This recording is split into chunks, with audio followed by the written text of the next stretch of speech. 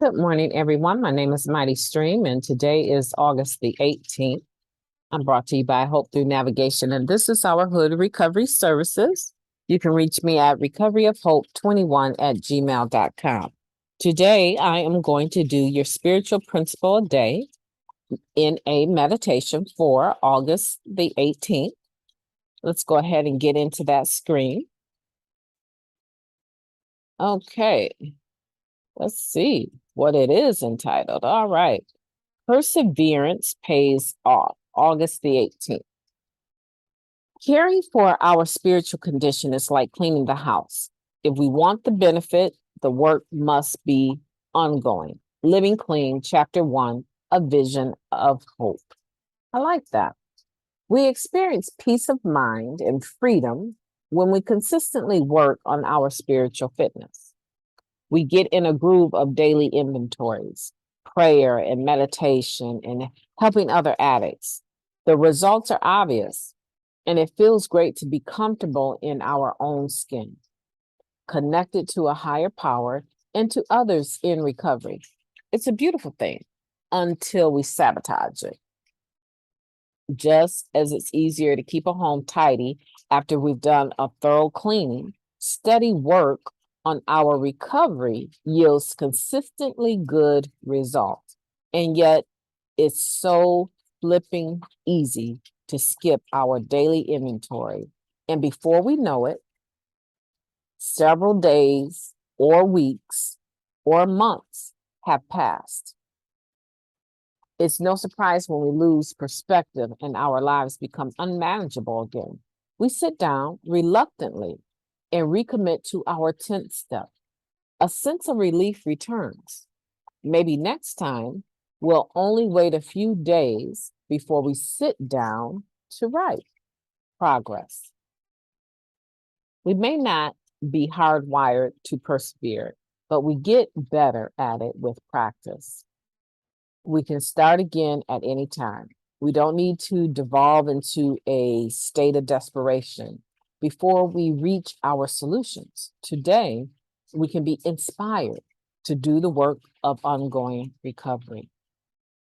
We notice the sense of ease we enjoy when we stay immersed in the process. We put one foot in front of the other and persevere. Each of us develops a routine that works for us, built from the suggestions shared in the experience of others. When I see a member struggling, I always tell them that my best days start with a quick prayer before my feet hit the floor. One member shared. Another shared about their eclectic approach to meditation. A couple of deep breaths in the shower or a long walk after dinner does it for me. The trick is sticking with it. And when that fails, getting back to it. I will evaluate my spiritual condition today. I am getting the results I want from my current routine. Excuse me, am I getting the results I want from my current routine? Or is it time for a spiritual deep cleaning? Ask yourself that.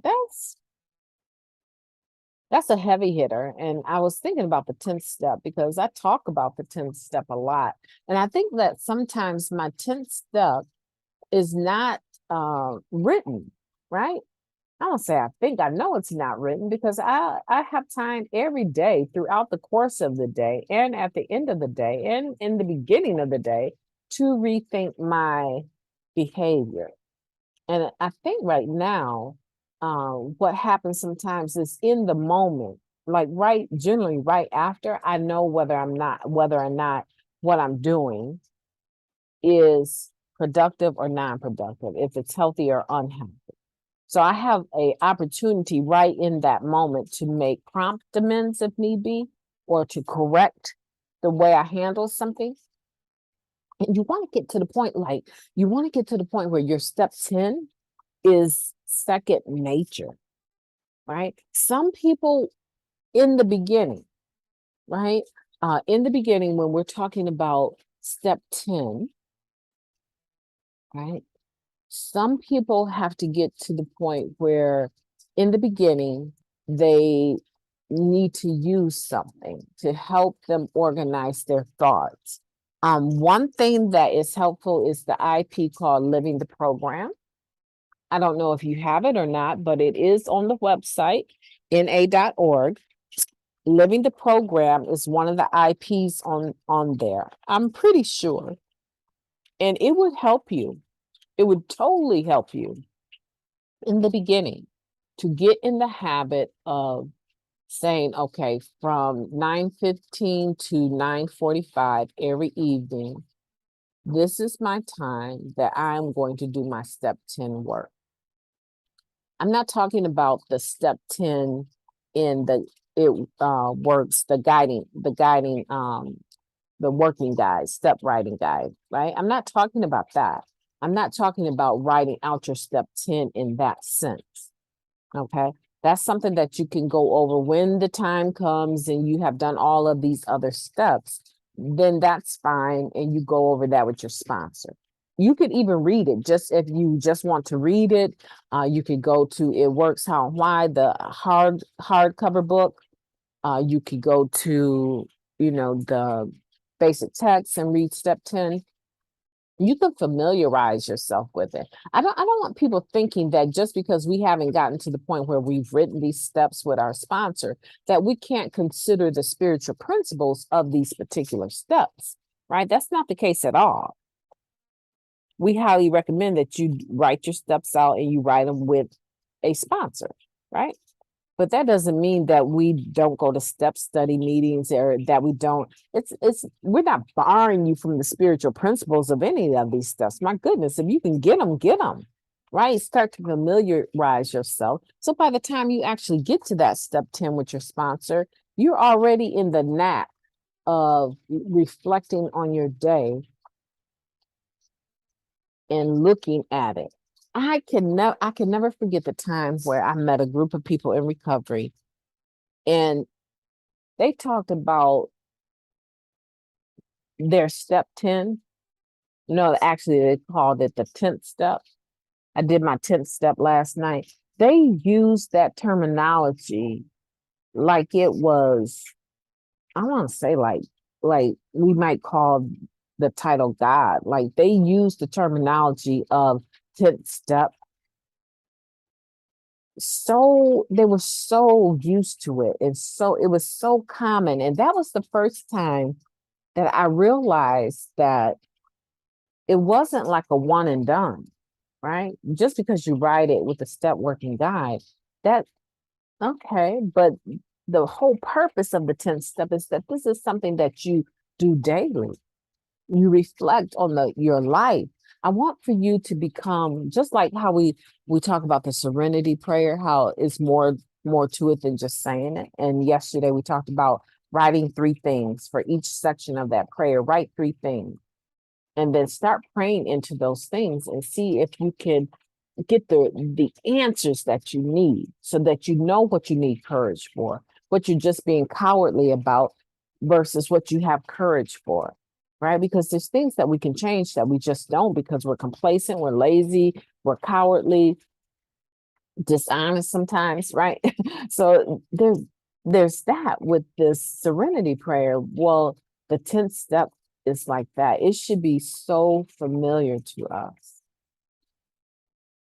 It should be so familiar that you can have a cup of coffee with a friend and say, I was doing my 10th step last night. I cannot believe how negatively I came away from so many interactions in one day. I must have been having a really, really bad day. Like I missed the mark on so many discussions, so many relationships. And I was just like, man, this is going to be a big day because I have to double back now and look at these conversations again and talk to the individuals. And I don't even know what was wrong with me. Like, how did I wake up in such a funk and didn't even notice it? Like, I didn't even notice I was in such a bad mood. A couple of people might have asked me what was wrong, but I didn't. I just took that as they weren't genuinely concerned. So I didn't really give a genuine answer. And I didn't think that anything was wrong. Right. Doing your 10th step should be so familiar to you. And initially, you may need to use Living the Program, that IP, or you just may need to have a beautiful journal that you love that has 10th step written all over. And this is your inventory that you do at the end of the day. You do it daily. For me, I do it through the course of the day, but you do it at least once a day, looking at your interactions with individuals and determining, right, if there's something that you need to change. Because more than likely, there's something that you can change. There's something that you need to reconsider. But check this out, once you get to the point where you're used to that 10th step, you get to the point where you're actually cleaning your house on a daily basis, right? Once you do it thoroughly, as it says here, right? Once the correlation is that once you clean your house thoroughly, if you maintain these different areas of your home, it doesn't seem so overwhelming. Now, cleaning the foyer or the linen closet doesn't seem to be such a huge task. Oh my goodness, I remember when I had let me see, my husband, his 3 sons, their cousin, and my husband's stepson. I had 6 males in this 1, 2, 3, 5-bedroom house. I had 6 males in this 5-bedroom house, 1 full bath on the main level. And the ideal of them picking up or doing anything, it was so foreign to them. Nobody had ever held any of them accountable for cleaning their own space. And I told myself, if they're not going to do it, I guarantee you, I am not the help. And I am not going to be the help. And I am not going to touch a single thing other than to take care of myself until they figure it out. Now, my husband would help me here and there, but I was so overwhelmed with all this male energy in the house, lazy male energy in the house. And I told myself, I don't care what it is. If it's not a dish I use, a plate I use, I'm not washing anything. That was the first time in my life I stepped back away from my OCD. That was the first time because I was burning the candle on both ends, trying to go behind these 6 men in my home and keep it to the level of standard that I needed. So I told my husband, put a time limit on their stay. How long do you perceive that this is? Well, so-and-so should be moving by Sunday. He said he's moving in 2 months. And so he started giving me these. I said, so basically within a 6 to 8 month period, our household will be back to you and I and our youngest son, correct? Yes. Okay. It ended up being a year. But that was the first time that I made a decision to step away from my OCD without medication. I stepped away from it to save myself. I went out and I brought all plastic utensils, all paper plates. I did not buy paper bowls because they seemed a bit ridiculous, right? For the size. And when you have cereal eaters in the house, you already know those little plastic bowls do absolutely nothing. So I allowed the main large bowls that I had to remain in the house, in the kitchen. But everything else, I packed all of that up. I put it in boxes and I put it in the basement. You should have been around here. They start, where's this? Where's that? No one's doing dishes. No one's using the dishwasher. Do you really think that I'm going to allow you guys to continue to use every utensil in the house till there's no more, and then I have to come home and wash all of that? That's not what's going to work for me. You guys will use paper and plastic until you move. As a matter of fact, you can start making donations to the buying of all of this. So The point that I'm making is that I let the daily upkeep of my house get away for about a year. I'm telling you, when I came back to my own senses and my own presence of me, my husband, and our youngest child, I had to hire someone to come in and help me because I just didn't have the energy to do that thorough, deep clean. And I paid that lady dearly. But you know what? She did an excellent job. She got me back to ground zero. And from there, I was able to maintain. Now, the correlation to your recovery. You have been allowing your trash, your garbage, your linen, your laundry. I need a cough. Hold on.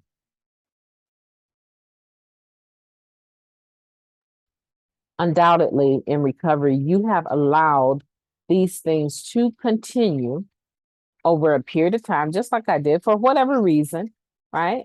I'm not shaming you or guilting you. I'm saying in regards to your recovery, you've allowed all these patterns, these behaviors, these fake relationships, this people pleasing mannerism. Allowed it to get out of whack. It's time to do a thorough, deep spiritual cleaning of your recovery house, right? It's time for you to start looking in the nooks and the crannies and at the baseboards.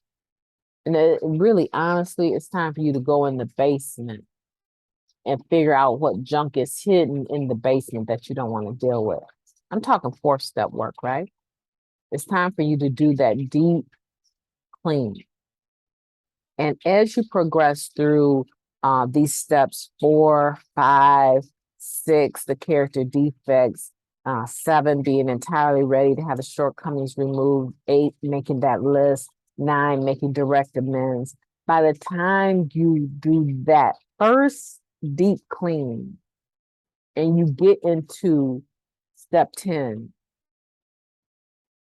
you're going to see that it's not something that you want to avoid.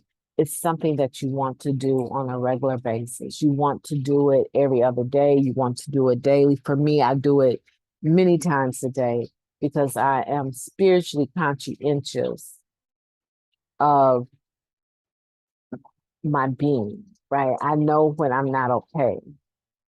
I know when I've spoken it the wrong way.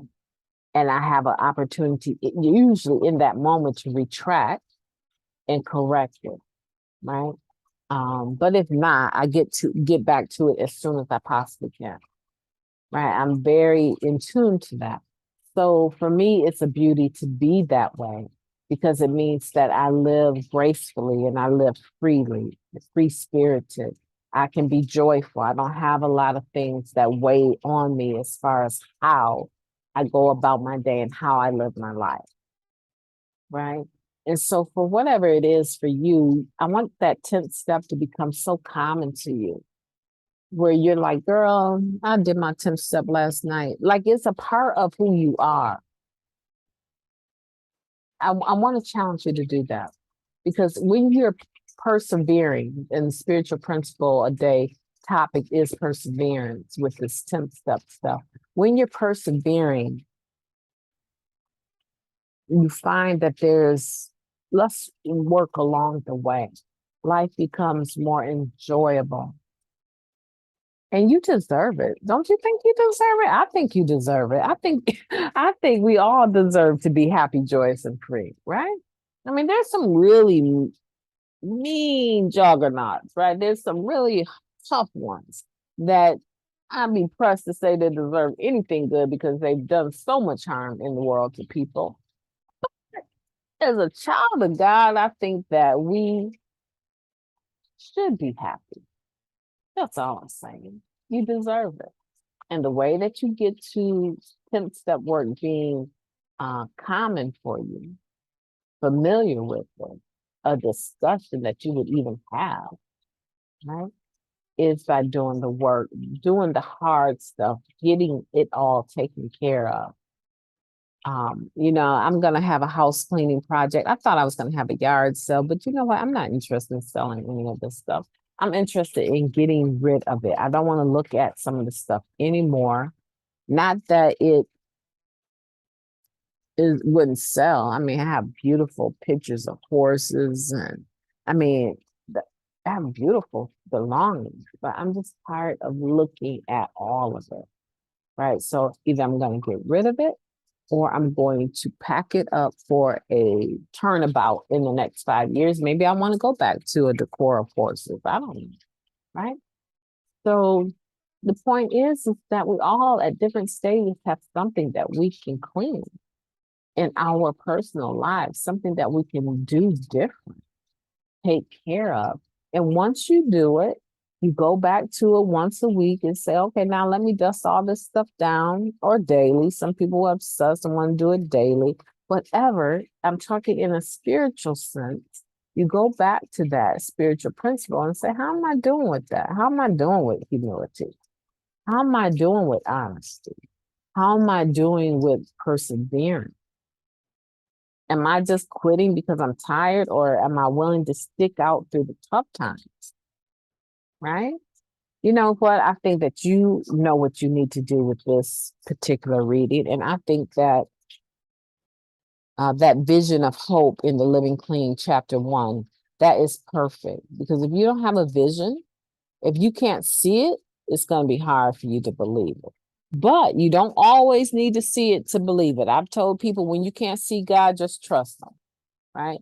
But you have to have a vision of hope. You have to have an ideal of who you want to become. Even if it's just for today, I don't want to take nobody else's money, right?